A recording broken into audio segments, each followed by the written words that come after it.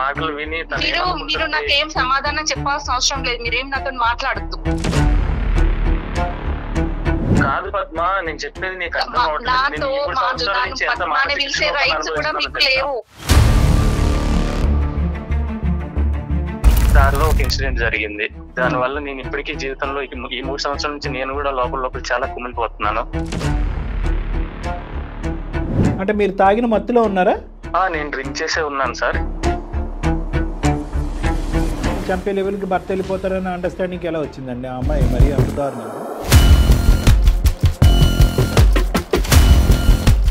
నేను ఇందాక ఏమన్నాను, this could have been avoided అన్నాను. అంటే అక్కడి వరకు మీ తప్పు ఉంది, కానీ ప్రత్యేకంగా వెళ్ళి ఆవిడ తల తీసుకెళ్ళి ట్యాంకర్ కింద పెట్టారు అన్నట్టుగా మాట్లాడితే ఇంకో 30 సంవత్సరాలైనా తను ఇలాగే ఉంటదేమో ఏంటో అని చెప్పి. లైఫ్ అంటే భార్య భర్తల జీవితం అది కూడా లేదు సార్ ఈ 3 ఏళ్ళ నుంచి. ఇద్దరు ఎనిమిస్ ఒకే ఇంట్లో ఉన్నట్టుగా ఉంది. ఇది ఎనిమి నెంబర్ 1 అయ్యారు మీరు అమ్మాయికి. అంటే అనుమాన పడడానికి చాలా అంశాలు ఉన్నాయి సార్ అక్కడ. ఎందుకంటే ఈవెన్ అతనికి ఒక చిన్న గీత కూడా పడలేదు. ఎందుకు రేపో మాపో చచ్చేది అని ఇట్లాంటి అంశాలు ఎన్నో జరిగినాయి మా ఇంట్లో. తనే ఏం పాడనే నమ్మకం అయితే నాకు ఖచ్చితంగా ఉంది. ఇప్పుడు తను ఉండాలని మా పిల్లల్ని అవన్నీ చూసుకునే ప్రేమని నేను మిస్ అయిపోయాను కదా సార్. ఇప్పుడు ఆ ప్రేమనైతే తను తిరిగి తీసుకురాలేడు కదా. ఇంకా తనతో పాటు నేను చనిపోతే శుభ్రంగా పిల్లతో శుభ్రంగా ఉండేదానివా చెప్పు?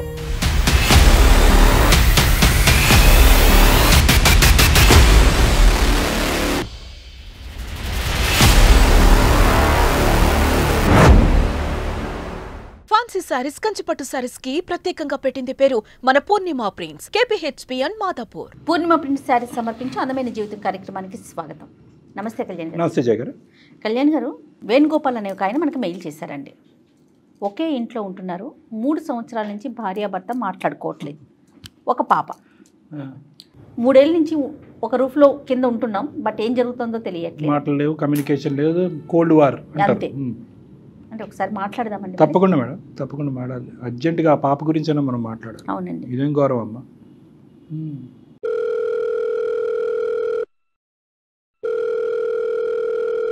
హలో, వేణుగోపాల్ గారా? వేణుగోపాల్ అండి మాట్లాడేది. ఎవరండి? నేను జయానండి, సుమన్ టీవీ అందమైన జీవితం అనే ప్రోగ్రామ్ నుంచి కాల్ చేస్తున్నాను. నాతో పాటు డాక్టర్ కళ్యాణ్ చక్రవర్తి గారు కూడా ఉన్నారు. Thank you so much madam, మీరు అసలు కాల్ చేస్తారనుకోలేదు. డెఫినెట్ గా మేము ప్రతి ఒక్కరికి ఆన్సర్ చేస్తాము. అయితే కళ్యాణ్ గారు కూడా ఉన్నారు కాబట్టి ఒకసారి మీరు మాట్లాడండి, మీ సమస్య ఏంటో. హలో సార్, నమస్కారం సార్. చెప్పండి నాన్న, ఏంటి సమస్య? నమస్తే నాన్న. సార్, నా బాధ మీకు ఎలా చెప్పుకోవాలి అర్థం కావట్లేదు సార్. నా వైఫ్ తో నాకు కొంచెం చాలా బాధ అయిపోతుంది సార్, ఇంట్లో ఇబ్బంది అయిపోతుంది. అయ్యో.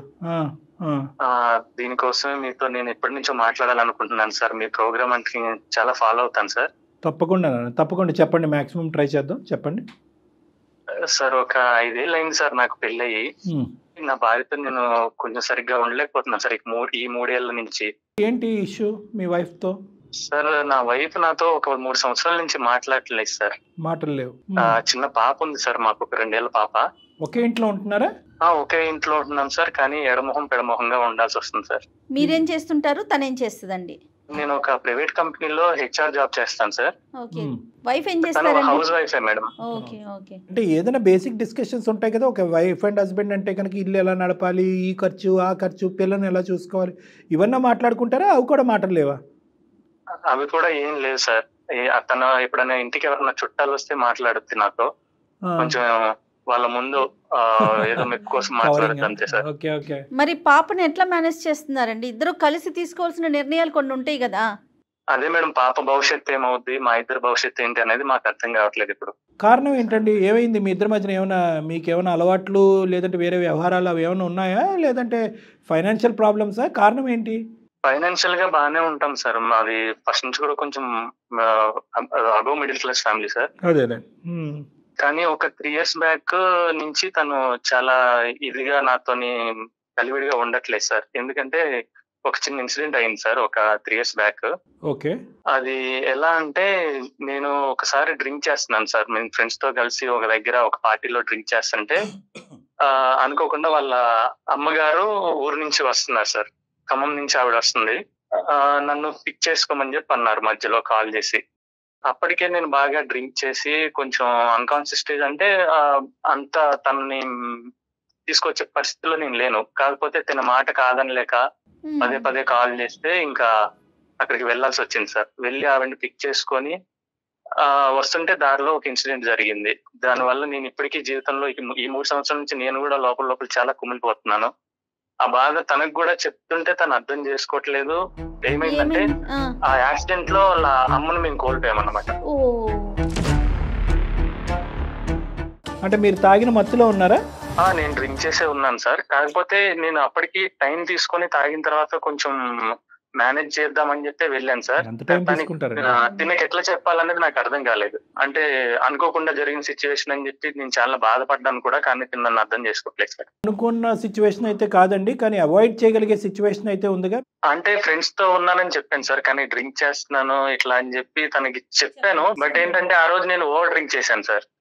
ఇంకా కాన్ఫిడెన్స్ తో వెళ్ళాను కానీ అప్పటికి కుదరలేదు సార్. ఇంకా దారిలో వచ్చేటప్పుడు ఒక వాటర్ ట్యాంకర్ అనేది వచ్చి సడన్ గా నేను కంట్రోల్ చేయలేకపోయాను బండిని. ఆ యాక్సిడెంట్ లో ఆవిడ, నాకు కూడా చిన్న చిన్న గాయాలైతే అయినాయి. అది అనుకోకుండా జరిగింది కాదు, యాక్సిడెంటల్ గా జరిగింది. కానీ తను ఏమనుకుంటుందంటే నాకు ఇష్టం లేక నేను వాళ్ళ మమ్మీని అప్పటికే దూరం పెట్టాను అనుకోని చెప్పి. అంటే మేము ఉండేది ఒక చిన్న సింగిల్ బెడ్రూమ్ ఫ్లాట్ లో సార్. అంతకు ముందు కూడా వాళ్ళ మమ్మీ వచ్చి మాతో ఉంటున్నప్పుడు అలాంటప్పుడు కొంచెం నాకేంటంటే కొంచెం ప్రైవసీ ఉండాలని అప్పటికే మాకు కొత్తగా పెళ్లి అయింది సార్. మీ వాళ్ళ దగ్గరే అక్కడ 4 రోజులు ఇక్కడ 4 రోజులు పెట్టొచ్చు కదా అన్నట్టుగా కొన్ని డిస్కషన్ జరిగాయి సార్. ఆవిడ వల్ల కొన్ని చిన్న చిన్న గొడవలు అవడం. మీ మామగారు లేరా, ఉన్నారా ఏంటి? మా మామగారు లేరు మేడం. మా మామగారు చిన్నప్పుడే తనకి అంటే ఒక ఏజ్ వచ్చేటప్పటికే అతను ఎక్స్పైర్ అయిపోయారు. ఈవిడ ఒక్క ఆవిడే ఉండేది.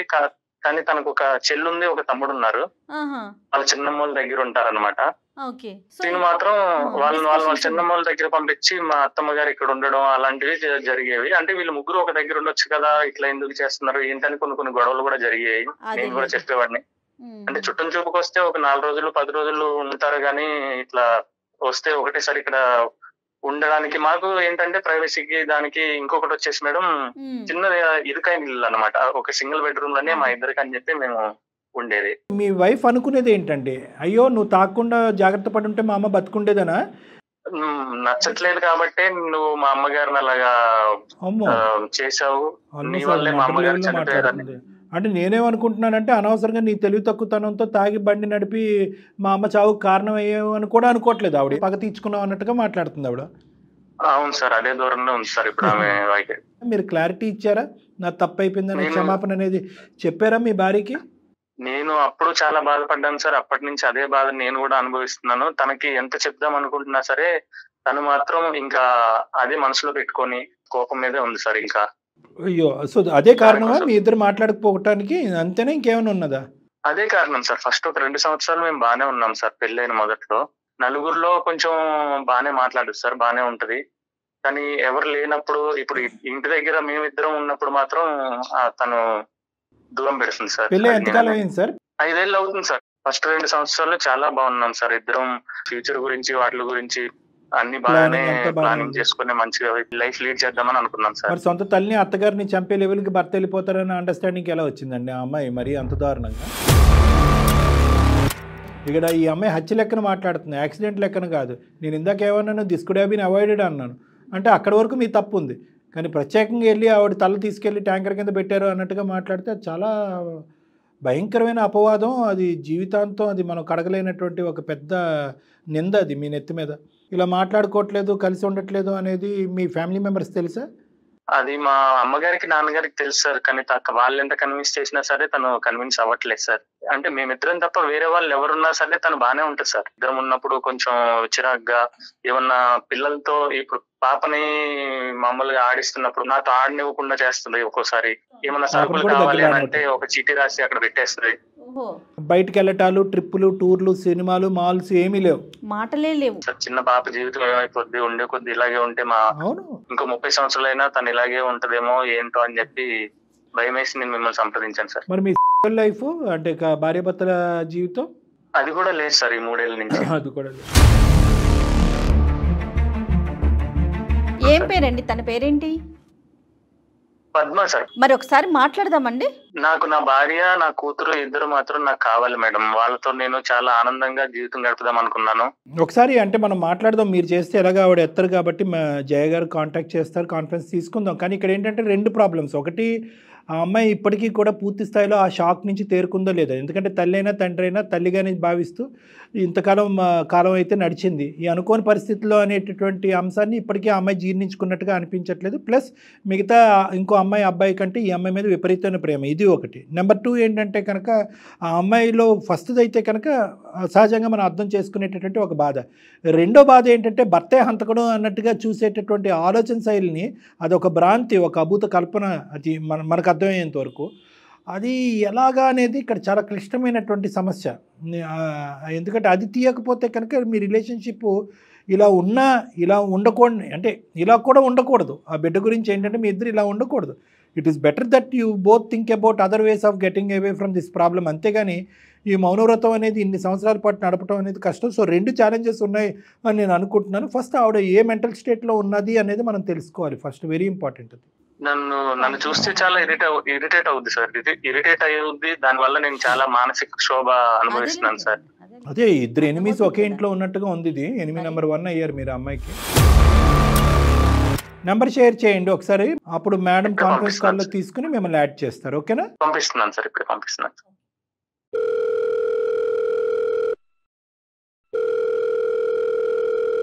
ముందు ఆయన్ని మాట్లాడమంటారా మనం మాట్లాడదాం. హలో, నమస్తే అండి, పద్మ గారా? అవునండి, మీరెవరు? నేను జయానండి, అందమైన జీవితం ప్రోగ్రామ్ నుంచి కాల్ చేశాను. మీతో ఒక 10 నిమిషాలు మాట్లాడొచ్చండి? చెప్పండి madam. Thank you so much అండి మీరు ఒప్పుకున్నందుకు. నాతో పాటు స్టూడియోలో డాక్టర్ కళ్యాణ్ చక్రవర్తి గారు కూడా ఉన్నారు. మాది అందమైన జీవితం అనే ఒక ప్రోగ్రామ్, బహుశా మరి మీరు చూసుండొచ్చు సోషల్ మీడియాలో. ఎందుకు గురించి కాల్ చేశారు మేడం? ఒక్క నిమిషం అండి. నమస్తే అమ్మా. నమస్తే సార్. ఇప్పుడు ఇంత ఫ్రీగా మాట్లాడే మీరు ఎందుకు గురించి కాల్ చేశారని చెప్తే ఫోన్ పెట్టేస్తారేమో అని భయంగా ఉంది. దయచేసి ఒక 10 నిమిషాలు అమ్మా. ఇప్పుడు మీ భర్త గారు చాలా ఒక విచిత్రమైనటువంటి ఒక అంశాన్ని తీసుకొచ్చారు. ఒకే ఇంట్లో ఉంటున్నటువంటి భార్యాభర్తలు మాటామంతి లేనటువంటి ఒక పరిస్థితి. బిడ్డ ఉంది, బిడ్డ కూడా నాకు దూరం అవబోతుంది, భార్య ఎలాగా మాటలు లేవు, ఏంటి జీవితం, ఎంతకాలం, who will break the ice అన్నట్టుగా అతను మాకు ఈమెయిల్ పెట్టడం జరిగింది. ఏమైందమ్మా? అంటే ఈ అంశం మీద ఒక 2 నిమిషాలు మాట్లాడచ్చా మీతో? ఇప్పుడు మా దాని గురించి ఇప్పుడు మాట్లాడడం ఎందుకు సార్? మీకు ఎందుకు మాట్లాడాలి సార్ ఇప్పుడు దాని గురించి? నాతో మాట్లాడక్కర్లేదమ్మా, కానీ ఇది బిడ్డకి సంబంధించిన అంశం. దయచేసి కొద్దిగా ఓపికగా ఆలోచించండి, సహనంతో. ఇది మీ భర్తకి సంబంధించింది. ఈ సమస్యకి పరిష్కారం కావాలని మీరు కూడా అనుకుంటున్నారు. ఒక్కసారి పెద్ద మనసు చేసుకుని మేమెందుకు ఈ సమస్యకి పరిష్కారం వద్దాం? అంటే మీరు భార్యాభర్తలు కాస్త తల్లిదండ్రులు అయ్యారు కదండి.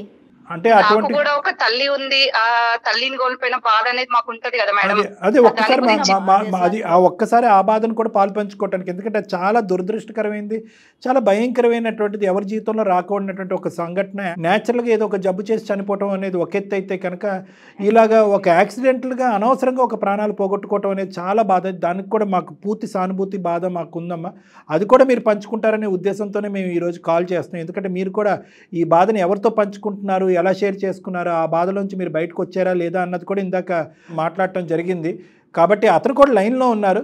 అసలు ఏంటి మీ మనసులో ఉన్న బాధ అనేటటువంటి, మేము ఎందుకు చేసాం, మీ ఇష్యూ మాకెందుకు అనే అంశాన్ని ఒక 5 నిమిషాలు పక్కన పెట్టి, బిడ్డ భవిష్యత్ దృష్ట్యా, ఈ కుటుంబ భవిష్యత్తు దృష్ట్యా ఓపిక చేసుకుని ఒక 2 నిమిషాలు మాట్లాడండి అమ్మా ప్లీజ్, దయచేసి. చెప్పారు కానీ మరి అమ్మ ఎలా చనిపోయిందో మరి చెప్పలేదా? మరి ఎలా చనిపోయారు, ఎందుకు చనిపోయారు అనే విషయం చెప్పలేరా సార్ మీతో? అంటే అతను చెప్పాడమ్మా, చెప్పాడు, కానీ చూసే విధానంలో డిఫరెన్స్ ఉందనేది కూడా చెప్పాడు. అంటే అతను తాగున్న పరిస్థితుల్లో స్కూటర్ మీద ఆవిడని ఎక్కించుకొని అనుకోని పరిస్థితుల్లో ఆవిడ చనిపోయింది. దానికి కూడా అతను చాలా బాధపడ్డాడు, ఇప్పటికి కూడా బాధపడుతూనే ఉన్నాడు. ఎందుకంటే ఒక ప్రాణాలు అతని చేతుల మీదుగా పోవటం అనేటటువంటిది.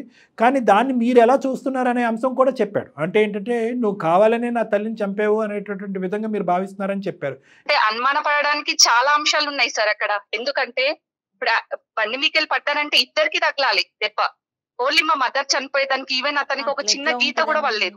ఇవి కొంచెం అనుమానం పడడానికి ఉన్నాయి కదా ఛాన్సెస్ సార్ మీరు. ఓకే, ఒకటి అనుమానం నెంబర్ 1 ఏంటంటే అతనికి గాయాలు అవ్వలేదు, ఆవిడ గాయాలైన చనిపోయారు ఆవిడ. రెండోదమ్మా, ఎప్పుడు ఎందుకంటే మా దగ్గర అమ్మ మాతోని ఉండాలంటే ఎప్పుడు కూడా తను అంత ఇంట్రెస్ట్ చూపించేవాడు కాదు. ముసలామె మన ఇంట్లో ఎందుకు, రేపు మాపో చచ్చేది అనే ఇట్లాంటి అంశాలు ఎన్నో జరిగినాయి మా ఇంట్లో. తనే వేసాడు, తాగి పడ్డా, మరి ఎట్లయిపోయిందో తెలియదు కానీ తనే చంపాడనే నమ్మకం అయితే నాకు ఖచ్చితంగా ఉంది. ఇప్పుడు నేను తన పైన కేసు పెట్టడానికి కూడా నాకు ఉన్నాయి. బట్ ఏంటంటే నా కుటుంబ సంబంధించిన విషయాలు బయటకు చెప్పడం ఇష్టం లేదు కాబట్టి ఎవరితో కూడా నేను అట్లా చెప్పలేను. ఈవెన్ ఇంట్లో వాళ్ళకు కూడా నేను ఈ మ్యాటర్ కూడా ఎప్పుడు డిస్కస్ చేయలేను. ఒక ఇంట్లో ఉన్నా గానీ అంతే ఉంటున్నాం అంతే. అదే కొంతవరకు తెలుసమ్మా, కానీ ఏంటంటే చాలా తప్పుడు మాట అతను. ముసలాం చనిపోయినా పర్లేదు అనేటటువంటి పిచ్చి మాటలు అతను ఎందుకు మాట్లాడాడో నాకు తెలియదు, కానీ ఇప్పుడు లైన్లోనే ఉన్నారు, తర్వాత అతను అడుగుదాం. కానీ ఈ రెండు కాకుండా ఏం ఆధారాలు ఉన్నాయమ్మా అతను చంపాడు అనేటటువంటిది మీ దగ్గర? ఒకటి అతనికి గాయాలు తగలలేదు, ఈవిడికి చనిపోయింది. రెండోది ఏంటంటే తాగున్న మనిషికి గాయాలు ఎలా తగలలేదు, తాగలేనటువంటి మనిషి ఎలా చనిపోయింది, ఇలాంటివి ఉన్నాయి. అప్పుడే నేను తాగినా అని చెప్పేసి తీసుకురాకపోయినా అయిపోతుండే కదా. ఈవెన్ మా ఇంట్లో ఉన్నప్పుడైనా తనతో ఈవెన్ ఒక్క రోజు కూడా మాట్లాడేవాడు కాదు. ఇప్పుడు నేనే అట్లా వాళ్ళ పేరెంట్స్ కి వేస్తే తను ఊరుకుంటారా సార్? మీరు నాకేం సమాధానం చెప్పాల్సిన అవసరం లేదు, మీరేం నాతో మాట్లాడద్దు. కాదు పద్మ, నేను చెప్పేది నీకు పద్మాని పిలిచే రైట్స్ కూడా మీకు లేవు. మీరు నాతో మాట్లాడిన పేరు పలికే హక్కు కూడా మీకు లేదు. కాదు, నేను 3 సంవత్సరాల నుంచి ఎంత మిస్ అవుతున్నాను, పాపను ఎంత మిస్ అవుతున్నాను, అది నీకు అర్థం అవ్వట్లేదు. నేను తల్లిని ఎట్లా కోల్పోయాను మీ వల్లనే కదా. ఆ మధ్యలో జరిగిన గొడవల్లో ఎన్నో సార్లు నిన్ను తిట్టుండొచ్చు, కొట్టుండొచ్చు. కొన్ని సార్లు మనం ఇద్దరం నీ మీద చేయి చేసుకున్న ఉద్దేశం మాత్రం నాకు లేదు, కానీ నీ మీద చేయి లేకుండొచ్చు. కొన్నిసార్లు నిన్ను ఎప్పుడు కొట్టింది కూడా అది ఒకటే కాదులే. ఇప్పుడు తల్లి మీ అమ్మ ఎప్పుడు చచ్చిపోద్దన్న మాట కూడా అన్నారంట కదా, అది ఆవిడకి బాగా లోతుగా దిగింది. లేదు సార్, ఇంట్లోకి రాగానే ఎందుకు వచ్చింది, ఎందుకున్నది, మన ఇద్దరి మధ్యలో జరిగే విషయాల్లో తను వస్తే మాత్రం నేను ఒక్కొక్కసారి నోరు జారి ఏదైనా అనుండొచ్చు, కానీ అంత కోపమే లేదు నాకు. చంపేసే స్థాయి వరకు వెళ్ళిపోద్దమ్మా ఆలోచన. అందరి ఇళ్లలో మీ చేతుల్లోనే కదా, మీతో ఉన్నప్పుడే అమ్మాయి అనిపోయింది కదా. వేరే దగ్గర ఉన్నప్పుడు అయితే ప్రమాదవశాత్తు అని ఎలా ప్రమాదవశాత్తు అని నేను ఇలా అనుకుంటాను. చనిపోయింది మనిషి అయితే పోయింది కదా, మీకు ఒక్క దెబ్బ తగలకుండా ఇట్లా చనిపోతుంది. ఇప్పుడు ఏంటంటే ఒక భర్త, మీరు ఒక ప్రయాణం, ఒక బిడ్డను కన్నారు, 5 సంవత్సరాల పాటు ప్రయాణం. ఒక 5 సంవత్సరాల ప్రయాణంలో ఏ కోసానన్నా కూడా మీ అమ్మగారు ఉండకపోయి ఉంటే కనుక మీ భర్త గురించి ఇతను చంపే స్థాయి వరకు వెళ్ళిపోతాడు అనే అభిప్రాయం మీకు ఎప్పుడన్నా ఉండేదమ్మా? మీ భర్త గురించి మేము చెప్పాలా? ఓకే, అత్తగారు అంటే పడకపోవచ్చు, ఏమన్నా మాట్లాడనొచ్చు, ప్రైవసీ లేదు కాబట్టి ఆవిడ దూరంగా ఉండొచ్చు, మన సింగిల్ బెడ్రూమ్ అని మాట అనొచ్చు. ఇలాంటి మాటలు ఉన్నంత మాత్రాన మనిషి తాగేసి వెళ్ళి బండిని బలవంతంగా గుద్దేసి చంపేస్తాడమ్మా. యాక్సిడెంట్లు అవుతాయి చాలా చోట్ల. ఒక పెద్ద బస్సు యాక్సిడెంట్ అవుతుంది, 2-3 చనిపోతారు. ఫ్రంట్ ఉన్న వాళ్ళు కూడా చనిపోకపోవచ్చు, డ్రైవర్ కూడా చనిపోకపోవచ్చు. కళ్యాణ్ గారు ఇప్పుడు బెస్ట్ ఎగ్జాంపుల్, మనకి ఫ్లైట్ చూసాం కదా, అంతమంది చనిపోతే ఒక్క మనిషి బతికి రాలేదు. ఇప్పుడు మనం ఏం చెప్పగలుగుతామంటే యాక్సిడెంట్, అది యాక్సిడెంట్. సహజంగా అతను ఇప్పుడు ఏంటంటే ఆ మినిట్లో అతనికి తగలకూడని చోట తగలేదు. పెద్ద ఆవిడ వయసు ఉంది, చిన్న గాయం కూడా ప్రాణాల మీద తీసుకొచ్చింది. సరే, మీ అమ్మగారు చనిపోయేటటువంటి దాన్ని మేము కిందకి చూపెట్టాలి అనే ఉద్దేశం కాదు. మీ బాధ మీకుంది, మీ బాధను మేము అర్థం చేసుకోగలం. కానీ ఆ బాధకు కారణమైనటువంటి ఈ వ్యక్తి యాక్సిడెంట్ రూపాన కారణం అయ్యాడు, కానీ హత్యాయత్నం చేశాడు అనేది కరెక్ట్ కాదు కదమ్మా. అనుకోకుండా యాక్సిడెంట్ జరిగింది సార్. సార్ మీరు ఒక్క పాయింట్ ఇది గుర్తు పెట్టుకోండి, అన్నది నేను కొత్తగా పెళ్ళైనప్పుడు మనకి ప్రైవసీ కోసమే. నేను మీతో నేను సార్ తో మాట్లాడుతున్నాను, కానీ ఇద్దరు పడ్డప్పుడు దీనికి ఎంతో కొంత ఒక దెబ్బన్నా తగలాలి కదా. అలా తగలకుండా ఎలా ఉంటుంది? మీరు ఒకసారి మీ పాయింట్ ఆఫ్ వేలో కూడా ఆలోచించండి. లేదు, అది కూడా ఆలోచించాను తల్లి, అది కూడా ఆలోచించాను. కానీ అమ్మ, ఇప్పుడు దానికి చాలా పర్మిటేషన్స్ అండ్ కాంబినేషన్స్ ఉంటాయి. కానీ యాక్సిడెంట్ అయ్యింది కదా, యాక్సిడెంట్ అయినప్పుడు ఇంకా తనతో పాటు నేను చనిపోతే శుభ్రంగా పిల్లతో శుభ్రంగా ఉండేదాన్ని. అలా కాదు, నేను మాట్లాడుతాను ఉండండి. ఇప్పుడు ఆవిడ అసలు మీతో మాట్లాడటానికి మాట్లాడుతున్నాను. అలా కాదు అమ్మ, ఒకటమ్మా, నిజంగా ఇతని హంతకుడే మీ అమ్మగారిని చంపాలి అనేటటువంటి పెద్ద ఉద్దేశం ఉంది అనుకుందాం. ఎందుకమ్మా ఇంత పబ్లిక్ ఇష్యూ చేసుకుని ఇలా చంపటం? ఏదో సీక్రెట్ గా ఇంకా రకరకాల పద్ధతులు ఉంటాయి కదా చంపడానికి. పబ్లిక్ ఇష్యూ చేసేది ఉంటే ఎప్పుడో పోలీస్ స్టేషన్ లో కంప్లైంట్ ఇచ్చేదాన్ని సార్. మీరు ఇంకెన్ని సంవత్సరాలు ఉంటావు నువ్వు ఇలాగా? ఇప్పటికీ 3 సంవత్సరాలు చూస్తూ 3 సంవత్సరాలు గడిచిపోయింది. ఎందుకంటే ఇది ప్రూవ్ చేయడం అనేది ఎవరి తరం కాదమ్మా. నీ మానసిక పరిస్థితి ఎలా ఉందో చెప్పమ్మా పద్మ. అంటే అమ్మ చనిపోయింది అనే బాధలోంచి మీరు బయటకు వచ్చారు. ఓకే, ఇతని మీద రకరకాల కోపాలు ఉన్నాయి, అది పక్కన పెడదాం ఒక 2 నిమిషాలు. మీరు పూర్తి స్థాయిలో తేరుకున్నారా? డిప్రెషన్ లాంటి దాంట్లోకి ఏమన్నా వెళ్ళారా? తినగలుగుతున్నారా, పడుకోగలుగుతున్నారా, ఆలోచించగలుగుతున్నారా, బిడ్డను చూసుకోగలుగుతున్నారా? నేను అన్ని రకాలుగా బానే ఉన్నాను సార్, ఒక ఇష్యూ తప్ప, అంతే. సో దీనికి ఇప్పుడు దీనికి పరిష్కార మార్గం ఏంటో చెప్పండి. అతను చేసింది ఒకటి ముమ్మాటికి పెద్ద తప్పు ఏంటంటే కనుక డ్రింక్ చేసి డ్రైవ్ చేయటం అనేది అతను చేసింది పెద్ద తప్పు. తాగి డ్రైవ్ చేసి అతని ప్రాణాలకి ఏదైనా కూడా ఈరోజు బిడ్డ అనాథ అయ్యి ఉండేది. ఇప్పుడు అనవసరంగా ఇప్పుడు ఏమైంది, అతనికి ఒక గాయం తగలపోవటం. ఇప్పుడు అతను అనుకుంటా ఉంటాడు కొద్దిగానే గాయాలు తగులుంటే కనుక ఈ అనుమానం కూడా ఉండేదని. సరే ఇప్పుడు అమ్ముంటే ఇప్పుడు మా ఇంట్లో నాకు ఇంట్లో తిరిగినట్టే అనిపిస్తుంది. ఎందుకంటే తన ఇంట్లో ఉంటే నాకు ఏదో ధైర్యంగా ఉంటుండే. ఇప్పుడు తను ఉండాలని మా పిల్లల్ని అవన్నీ చూసుకునే ప్రేమ అనేది నేను మిస్ అయిపోయాను కదా సార్. ఇప్పుడు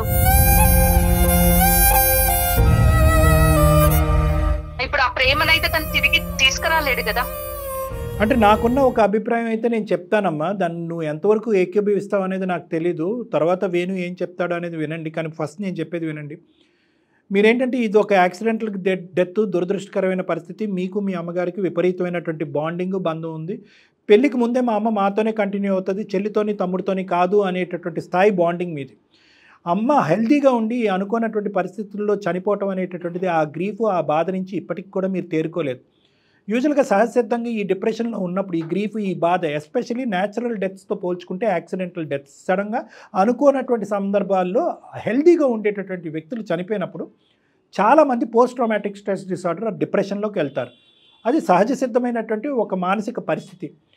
అలాంటి వాళ్ళు యూజువల్గా ఏంటంటే ఆ డిప్రెషన్లోకి వెళ్ళిన తర్వాత దానికి సంబంధించినటువంటి కారణాలు, నాకే ఎందుకు ఇలా అయింది, మా అమ్మకే ఎందుకు ఇలా అయింది, నా జీవితంలో ఎందుకు ఉంది, నా కుటుంబం, ఇలాంటివి ఆన్సర్ లేనటువంటి, సమాధానం లేనటువంటి ప్రశ్నలతో చాలా ఒక భయంకరమైనటువంటి మానసిక పరిస్థితిలోకి వెళ్ళిపోతారు. అటువంటి క్రమంలో కొన్ని గుర్తుకు రాకూడనటువంటి అంశాలు సహజ సిద్ధంగా గుర్తొస్తాయి. ఉదాహరణకి వేణుగోపాల్ అన్నటువంటి మాట, మీ అమ్మ మా ఇంట్లో ఉండటానికి లేదు, ఆ ముసలావిడ ఎందుకు, ఆ పెద్దావిడ ఎందుకు అని చెప్పి ఏదైతే వాగ్దానం పెళ్లికి ముందు అతను మీకు ఇచ్చాడో, మీ అమ్మ మాతో పాటు కంటిన్యూ అవుతుంది అనే మీ కండిషన్కి ఒప్పందం చేసుకున్నాడో, ఆ తర్వాత అతను ప్లేట్ ఫిరాయించి ఇలా రకరకాల మాట్లాడటం అనేటటువంటి సందర్భానుసారం మాట్లాడటం అనేది మీకు జ్ఞాపకాలు వచ్చినాయి. దానికి తోడు మధ్యలో అతను కోపంతో అవనియండి, లేదంటే అనాలోచితంతో అవనియండి, చనిపోతే బాగున్ను, ఆవిడెందుకుంది పెద్ద ఆవిడ, ఇలాంటి మాటలు అనేటప్పటికీ మీరుండేటటువంటి బాధకి అతను అన్నటువంటి మాటలకి ఒక లింక్ ఏర్పడి మ్యాచ్ చేసుకుని ఇదిగో నా లోపల ఉన్నటువంటి ఈ సందిగ్ధ పరిస్థితికి ఏర్పడినటువంటి ప్రశ్నలకి సమాధానం దొరికింది నా భర్తే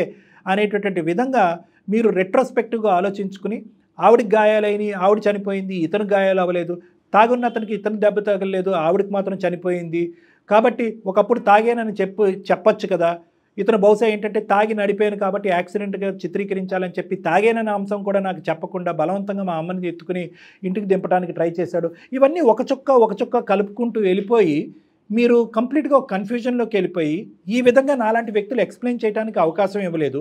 దానికి తోడు మీ చుట్టాలు ఎవరైతే ఉన్నారో, అవును అదేంటి అతనికి దెబ్బలు తగలకుండా మీ అమ్మ చనిపోవటం ఏంటి, ఇలా మాట్లాడేటప్పటికి మీ బ్రెయిన్ అంతా పొల్యూట్ అయిపోయి ఈ మీ భార్యాభర్తల మధ్యన ఉండేటటువంటి ఈ వారధ అనేటటువంటిది రోజు రోజుకి పెరుగుతూ పోయింది అనేది నా అభిప్రాయం. పద్మానికి మాత్రం నేను ఒకటే చెప్పాలనుకుంటున్నాను. నేను చెప్పాలనుకుంటుంది ఏంటంటే ఆ రోజు జరిగింది మొత్తం ఉద్దేశపూర్వకంగా జరిగింది కాదు, ప్రమాదవశాత్తు యాక్సిడెంటల్లీ జరిగింది అంతే.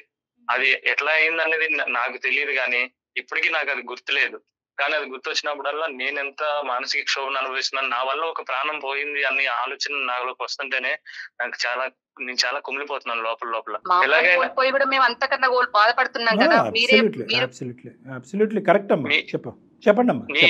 మీ అమ్మ నీకు నాకు తెలుసు, మా అమ్మ నాకెలాగో నీకు మీ అమ్మ అలాగే, కానీ నేను చేసింది ఉద్దేశపూర్వకంగా కాదు కదా, అది జరిగింది యాక్సిడెంటల్లీ. నీకు ఇంకెంతకు మించి ఎలా చెప్పాలి? నువ్వు ఎవరి మీద ఒట్టేయమంటే వాళ్ళ మీద ఒట్టేస్తాను, పాప మీద ఒట్టేసి చెప్తున్నాను. అది మాత్రం నేను ఒట్టేసినంత మాత్రాన అమ్మ అయితే తిరిగి రాదు కదా, నువ్వు చేసిన తప్పు అది రాదు కదా. ఓట్లు కాదు, 1,00,000 ఓట్లు వేసినా కూడా శతకోటి కార్యక్రమాలు చేసినా కూడా మీ అమ్మగారు తిరిగి రారమ్మా, తీర్చలేనటువంటి లోటు. మేము చెప్పేది తీర్చలేని బాధ అయితే అమ్మ అయితే రాదు కదా. కదమ్మా ఇప్పుడు జరిగేటటువంటి పరిస్థితి ఏంటంటే మీ అమ్మగారు చనిపోయి మీరు బాధపడుతున్నారు, తల్లిదండ్రులు ఇద్దరు ఉండి ఆ బిడ్డ చెప్పుకోలేనటువంటి బాధలో లేదు. తల్లిదండ్రులు ఇద్దరు కళ్ళెదురుకుంటా కనిపించారు, మీ అమ్మగారు పోయారు. 3 సంవత్సరాల పాటు ఇంట్లో ఈ మౌనవ్రతం వల్ల ఎంత చంటిబిడ్డ, ఎంత మానసిక క్షోభ. ఒక తిరగటం లేదు, ఒక పార్కు లేదు, ఒక మాట లేదు, ఒక ముద్దు లేదు. ఏందమ్మా ఇప్పుడు ఆ బిడ్డకి ఎటువంటి జీవితాన్ని ఇస్తున్నారు? మీరు తల్లిని దురదృష్టం కొద్దీ పోగొట్టుకున్నారు, దాన్ని మనం మీ తల్లిని తిరిగి తీసుకురాలేవు. మీ బిడ్డ ఏం పాపం చేసింది ఇటువంటి వాతావరణాన్ని క్రియేట్ చేస్తున్నారు? ఈరోజు మా వేదిక వరకు వచ్చి మీరు ఫోన్ కాల్ చేయడం అనేది ఇద్దరు అదృష్టవంతులే. దానికి మించినటువంటి అదృష్టవంతురాలు ఆ బిడ్డ. అట్లీస్ట్ ఇప్పటికైనా ఐస్ బ్రేక్ అయ్యి నిజాలు బయటకు వచ్చి మీరిద్దరు మాట్లాడుకుంటున్నారు. అట్లీస్ట్ ఇలా మాట్లాడుకుంటే అనుమానాలు క్లియర్ అయ్యి ఉండేవి. మా వరకు కూడా అవసరం లేదు. ఒక ఆలోచన రావటం, దానికి ఫిక్స్ అయిపోవటం, నువ్వు చంపేవు, అంతే. ఇంకంతే అంటే ఇంకెవరేం మాట్లాడతారు? అందరి ఇళ్లలో భార్యాభర్తలు మాట్లాడుకుంటున్నారు, ఇంతకు మించినటువంటి గొడవలు. మీరు మాత్రం 3 సంవత్సరాల పాటు వనవాసం. సార్ మీ ద్వారా నేను కోరుకునేది ఒకటే సార్, ఎలాగైనా సరే మా ఇద్దరిని పాపని కలపండి సార్. అది నా చేతుల్లో లేదు నాన్న. నేను ఇవ్వాల్సినటువంటి ఎక్స్ప్లెనేషన్ ఆవిడకి ఇచ్చాను. నాకు భయం వేస్తుంది సార్, తను ఉండే కొద్ది ఇలాగే పాపని దూరం చేస్తుందేమో, తను ఎలా దూరం అయిందో అలా దూరం అవుద్దని చెప్పి మళ్ళీ మేమిద్దరం కలిసి ఉండి పాపను కూడా మంచిగా పెంచుకోవాలని చెప్పి చూస్తాం సార్. ఎప్పుడు బంధాన్ని ఎవరు తీసేస్తే పోదండి. పద్మగారు మీరు ఒక్కసారి డాక్టర్ గారిని కలిసే ప్రయత్నం చేస్తే బాగుంటుందండి. పాప కోసం నేనేమంటున్నా, మీ ఇద్దరి కోసం చెప్పట్లేదండి. నేను ఫస్టే ఒక మాట చెప్పా, భార్యాభర్తలు ఇప్పుడు తల్లిదండ్రులు అయ్యారు, దయచేసి ఆ పొజిషన్ని ఒకసారి ఆలోచించుకోండి. నెక్స్ట్ స్టెప్ ఎక్కారు. ఇది సింపుల్ క్లారిటీ అండ్ కౌన్సిలింగ్తో తీరిపోయేటటువంటి అంశం. అతనికి ఒక మాట్లాడటానికి ఒక అవకాశం ఇయ్యి, మీరు ఏదైతే చెప్పాలో అది చెప్పండి. ఒక మధ్యస్థగా నేను ఉంటాను, నా దగ్గరికి మీరు ఇద్దరు రండి, మొత్తం అన్ని అనుమానాలు కూడా పటాపంచలు అయిపోతాయి. ప్రాబ్లమ్ని సార్ట్అవుట్ చేద్దాం. దయచేసి ఆలోచించండి. మీరు ఎప్పుడు రమ్మన్నా నేను వస్తాను సార్ కంపల్సరీ. మేడం మీరు చెప్పింది కూడా కరెక్టే. మీ మీద నమ్మకంతో, సార్ మీద నమ్మకంతో నేను మీరు అన్నది కరెక్టే. నేను పాప భవిష్యత్తు కూడా ఆలోచించుకోవాలి. ఇప్పుడు పాప భవిష్యత్తులో పెట్టుకొని ఆలోచించి ఇప్పుడు మిమ్మల్ని కలవడానికి నేను రెడీగా ఉన్నాను సార్. సూపర్. థ్యాంక్ యూ అమ్మా. థ్యాంక్ యూ అమ్మా. మిగతావన్నీ అప్పుడు మాట్లాడుకోవచ్చమ్మా. ఏమైనా అన్ఆన్సర్డ్ క్వశ్చన్స్ లేదంటే ఇక్కడ ఈ వేదిక మీద చెప్పనటువంటి ప్రశ్నలు ఏమన్నా ఉన్నా కూడా కౌన్సిలింగ్లో మాట్లాడచ్చు. ఈరోజు మేము చేసినటువంటి ఒక గొప్ప పని, అది మీ వరకు అర్థమైందో లేదో నాకు తెలియదు కానీ 3 సంవత్సరాల పాటు మాట్లాడుకున్నటువంటి భార్యాభర్తలు ఇద్దరిని మేము మాట్లాడుకునేటటువంటి విధంగా చేసాం. అదే ఒక గొప్ప విజయంగా, ఆ పాప తరపున ఒక గొప్ప విజయంగా మేము భావిస్తున్నాం అమ్మా. ఇది మీ ఇష్యూ ఒకటే కాదు, ఒక బిడ్డకు సంబంధించినటువంటి కూడా ఒక చిక్కుముడి సమస్య ఇది. కాబట్టి ఇది పూర్తి స్థాయిలో మనం ముందుకెళ్ళి నా కౌన్సిలింగ్ ద్వారా మీ ఇద్దరి మధ్యన అండర్స్టాండింగ్ పెరుగుతుందనే స్థాయి నమ్మకం కూడా నాకున్న అనుభవంతో నాకు ఉంది. కాబట్టి దయచేసి రండి, మాట్లాడదాం, అంత క్లారిటీ వస్తుంది. ఓకేనమ్మా? రైట్ అండి. Okay sir. Okay all the best. మాట్లాడతారు, ఫాలో అప్ లో డోంట్ వరీ అండి, మీరు ఏం ఫీల్ కావద్దు, నేను మాట్లాడతాను. డాక్టర్ గారి దగ్గరికి పంపించే బాధ్యత నాది. ఓకే అండి? అందుకే పాప కోసమే అందరూ ఇంపార్టెంట్ అయ్యి తమ్ముడు. Okay right. Okay all the best నాన్న. బాయ్ నాన్న, టేక్ కేర్. బాయ్. అది కళ్యాణ్ గారు ఒకసారి ఆవిడ వచ్చి మాట్లాడితే మనసులో అలా నాటుప్పుడు నాకు నచ్చిన వాళ్ళతో నేను మాట్లాడితే నాకు ఫేవర్గా మాట్లాడతారు, మీకు నచ్చిన వాళ్ళతో మీరు అట్లా అమ్మాయికి అట్లా చెప్పేశారనమాట, అతని వల్లే అని. సో మీ కౌన్సిలింగ్ ద్వారా కొంచెం మార్పు రావాలి, ఖచ్చితంగా కలిసి ఉండాలి. చిన్న ఇష్యూ కాబట్టి. రైట్ అండి. నమస్తే. మేడం. ఫ్యాన్సీ సారీస్, కంచిపట్టు సారీస్ కి ప్రత్యేకంగా పెట్టింది పేరు మన పూర్ణిమ ప్రింట్స్, KPHP అండ్ మాదాపూర్.